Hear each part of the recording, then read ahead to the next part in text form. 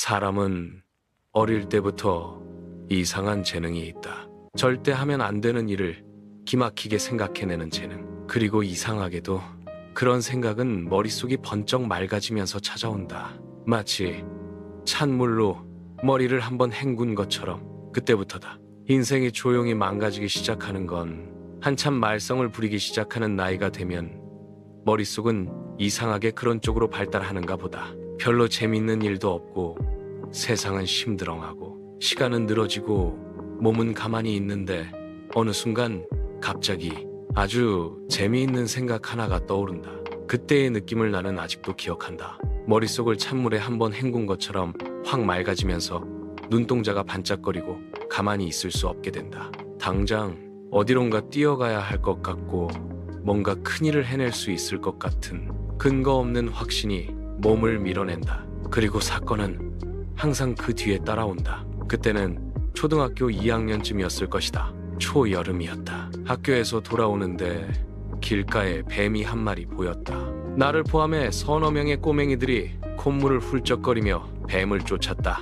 물론 쫓아가기만 한 건 아니었다. 금방 따라잡아서 돌을 던지고 막대기로 건드리고 뱀을 괴롭히기 시작했다. 우리가 아무리 꼬맹이라 해도 뱀이 우리를 이길 수는 없었다. 얼마 지나지 않아 뱀은 세상을 하직했다. 우리는 죽은 뱀을 남겨두고 콧노래를 부르며 각자 집으로 갔다. 그때까지는 아무 일도 없었다. 집에 와서 한참을 혼자 놀았다. 태권도를 하듯 팔을 휘둘러 보기도 하고 발차기도 해봤지만 혼자 춤추는 건 정말로 재미없는 일이었다. 심심했다. 너무 심심해서 콧물을 팔꿈치로 닦고 하늘을 한번 올려다보는 순간 왔다. 머릿속이 찬물에 헹군 것처럼 확 맑아지는 그 느낌. 나는 속으로 외쳤다. 역시 나는 천재야.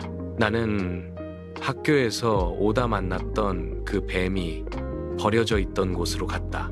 물론 그냥 가진 않았다. 겨울에 연날리기 할 때 쓰던 창고에 있던 연실을 길게 잘라 손에 들고 갔다.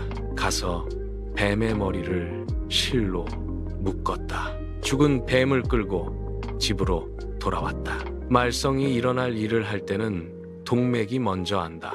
그때부터 귓바퀴 밑에 동맥이 쿵쿵 뛰는 소리가 들리기 시작했다.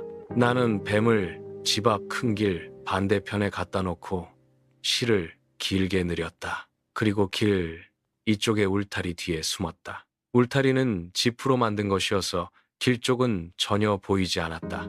나는 기다렸다. 누군가 지나가기를. 아니나 다를까 조금 있다 발소리가 들렸다. 발소리가 가까워졌을 때 나는 실을 냉큼 잡아당겼다. 그 순간 울타리 저쪽에서 여자의 비명소리가 터져나왔다. 나는 본능적으로 도망쳤다. 집으로 뛰어들어 장독대 뒤에 숨었다. 그런데 곧 느낌이 이상해졌다. 내가 생각했던 것보다 사태가 심상치 않게 돌아가고 있었다.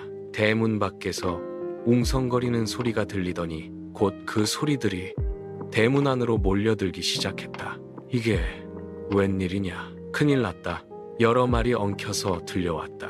나중에 알게 되었지만 뱀 근처를 지나던 여자는 옆 동네에 사는 아주머니였고 결혼한 지 1년도 안 된 새댁이었다. 그분은 임신 중이었고 한복을 곱게 차려입고 친정 나들이를 가던 길이었다. 길에서 갑자기 뱀을 만나는 바람에 놀라 그 자리에 주저앉아 소리를 질렀던 것이다. 그러면서 울고불고 했다. 내 뱃속의 애가 떨어질 뻔했다고. 이러니 큰 집 작은 집의 어른들이 하나둘 우리 집으로 몰려왔다. 여자는 마루에 눕혀졌고 찬물을 먹이고 손발을 주물렀다.